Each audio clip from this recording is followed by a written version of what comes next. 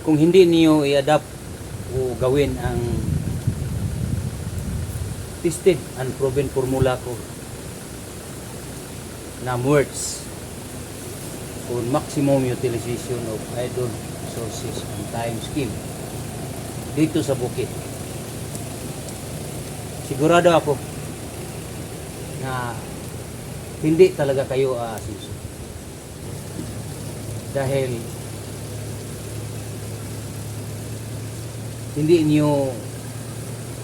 kung hindi niyo i-maximize ang paggamit sa inyong idle ng mga resources. Sabi kong idle, yung mga resources na pinabayaan nyo lang, na hindi nagalaw hanggang ngayon. Kahit na ilang taon kayo trabaho doon sa syudad o dito pa, manarbaho pa kayo sa munisipyo, saan, pero hinayaan nyo nga hindi nyo minaximize sa paggamit ng mga resources natin tulad ng atong mga juta.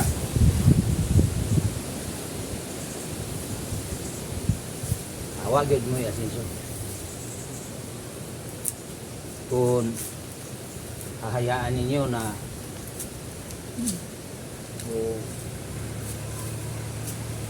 pabayaan nyo lang ang mga hagunoy, katuknawan, kalukduhan o kakugnan sa inyong kajutaan, di na dyan mo mga asinso din sa bukid. Tungod kay sa ahong na experiencehan yun, nauna pinhim ko sa bukid Kapuso, diha patong hang tatay basak mangod, balik-balik ra ka og basak, daro basak, taras, magwag tagod nya, kamot ani nya, daro na pod, balik-balik ba nya, wa mo dako ang inyong juta, maora gyapon ang inyong basakan. Bisan pag unsaon ninyo na og pa mga puno pamutaghan mo gabot,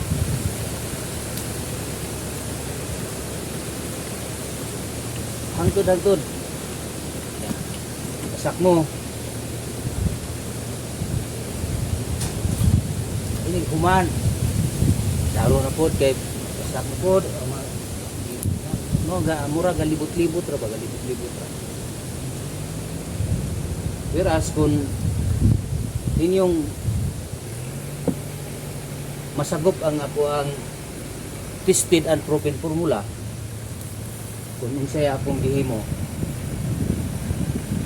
na ang mga katuknawan, kahagunuyan, ako kung gitamnan og mga aning lubi, mga prutas, may gitawag nato nga mga perennial crops. Dahil panahon nga moabot na ang 5 ka tuig,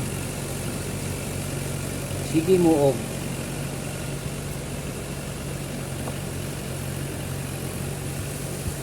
balik-balik og trabaho sa inyong basakan, balik mo og trabaho sa syudad, inigabot sa 5 ka tuig, mutubo na ang mga perennial crops nga injong gipuli sa katuknawan, kalukduhan sa inyong duta. Di pag-abot sa 5 ka tuig, diha na mudugang ang inyong income, madugang na kay itad ano mo sa fruit trees o atong mga perennial crops 5 ka tuig.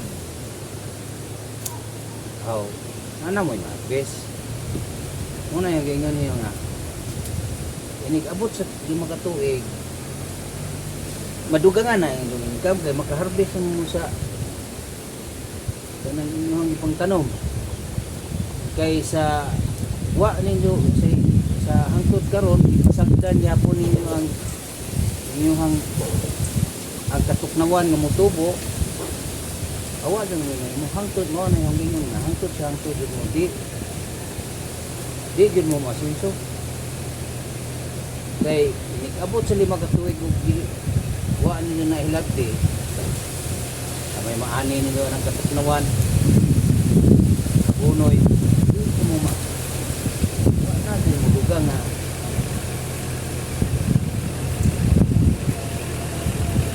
sabay mo dugang ang income sa inyo niya sa amano yado mo ay tubo mo gud ng pamilya ako nang magastuhan kay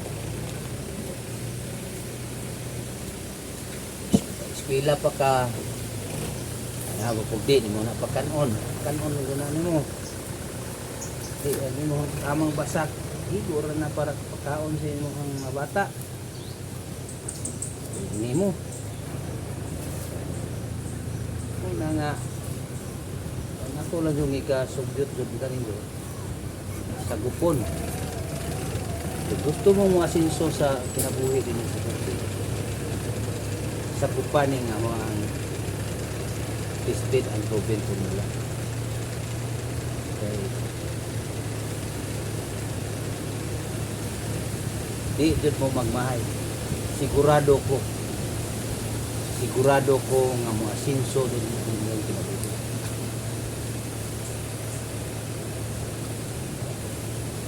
Okay, dili sa ingon panghambog karon nga ang kinabuhi di na dito ko maingon nga po maog yapon ko sa sa una kaya kaluoy sa Ginoo panahon nga utlo ka buwan makalugi noong ko niya og timbunga og mga rambutan kalugi sa Ginoo karon na naman ko nga si 80 kapunuan nga rambutan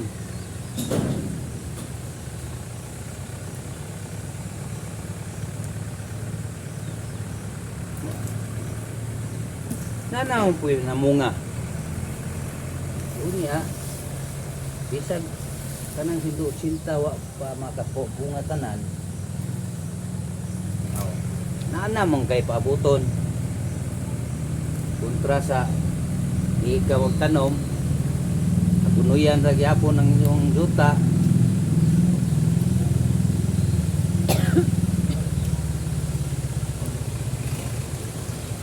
wa may mamalito ga gunoy o kanang nga tuknaw mo na wa pa to sa una okay po sa una kay ag mga tuknaw daghan pa man itong mga tagulol mo musiba o daghan pa man pero di naman sinahan mga tagulol pa itong pasibaon sa mga katuknawan nga naan ng juta kinahin naman tayo mga liwat ano pasagdi nga kanang tuknaw katuknawan mo malipay nanang tagulor la may malipay pulihin na og mga perennial crops kay sa gikaingon ko na ug anhi mo dinhi sa bukid hangtod sa hangtod di mo asinso kundi ninyo sagupon ang tested and proven formula nga words. Para inyong maintindihan, paliwanag ko at ipakita kung paano nagiging tested and proven formula ang aking words for maximum utilization of idle resources and time scheme. Ito ang nagisnan kong trabaho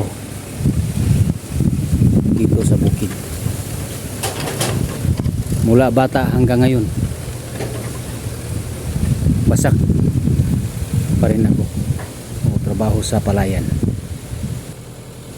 Pinabayaan namin ang aming upland resources o mga banika nga juta nga ingon ani lang ang magtubo sa mga panahon na bata po. Pagkatapos kong nag-aaral ng Bohol Agricultural College sa Vilar, Bohol, sa kursong Bachelor of Science in Agriculture noong October 1988. Doon ako na paisip na kung dinhi sa bukid humay ra jud o kanang humay ra sa ligan, di jud ta mo asinso mo nga daghan na ka og na hunahunaan nga gamito na pud ang laing resources, dili na katong kabasakan kundi kadto na po mga banika or upland nga mga juta. Atong mga tuiga nagsugod na ko og tanom og mahogani dito sa kang amang kay nya kuan pa man minus pa man og mahogani dinhi sa amang baryo kaning Kansagi. Dito pa na gikuha ang mga similya dito sa Libertad, Carmen, Bohol. Unsa pagka minjo na atong 1994 nagsugod na ko tanom o Jimilina sa among juta dito sa Kang Inat. Kauban na ang akong misis nga si Inday Trinidad Agupoy. Kanya agamong mga similya atong panahon na dito na mukuha sa poblasyon Balilihan. Yan ang magsimba mi ato madumingo na manguha mi og liso sa Jimilina dito sa ang padung sa sementeryo nga ka Jimilinahan. Ini nga na yung pamuniton lisog Jimilina.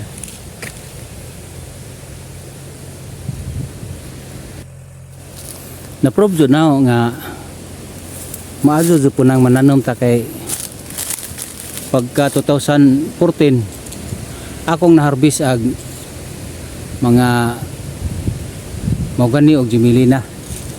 Gi-harvest na ag halin gi palit na og juta diha sa Dampas, Tagbilaran City. Ang ubang mga kahoy maor pre ang gigamang lagkaw diha, gigamag lagkaw dito sa Tagbilaran. Hangtod nakapalit kog juta nga 1 hektar kapin. Unsa ako dazong gitamnan og lubi niya itong August 8, 2008. Unya lagi kay nagplano man ko sa una nga kung mudako na dyan ko o pananglitan maka ginawa na mapalit kong traktor kay maglisod na puta og kanang daro ug matiguang na nga magsunod-sunod ra tagabaw. Mao jay plano no nga makapalit kog traktor. Mao nga aho ning gitinul-id ang pagtanom sa atong kalubihan. Unya atong gibutangan og mga rambutan ang ilang tunga aron naigiingnon yun nga maximum utilization sa ato ang resources. Kay sayang man pud gadyo og lubira ang atong itanom. So kay na pa may area nga katamna nato og mga rambutan. Mao na niron ang ato ang resulta. Na natay mga bend da rambutan nato kay ug di nato ni i-bend mahabog man ng taman mo nang atong gibawog 150,000 para ang ato ang nabaw ra palit ani nga lote kining banika o kadtong basak nga atong gi pakita ninyo gani ha 80,000 to, so 230,000 ang nabayad na sa basakan o kining maong mga kalubihanan ni karon. Dinhi sa bukid manong mo gamit mo poste nga putaw or simento nga pwede man nato iposte ning nangka mo yato ang butangan sa atong alambre. Namunga na, kabunga na dahil sa simento ang atong ibutang nga poste. Bunga na, pahala gitibak ni karon kay na may panahon nga makaputos ta.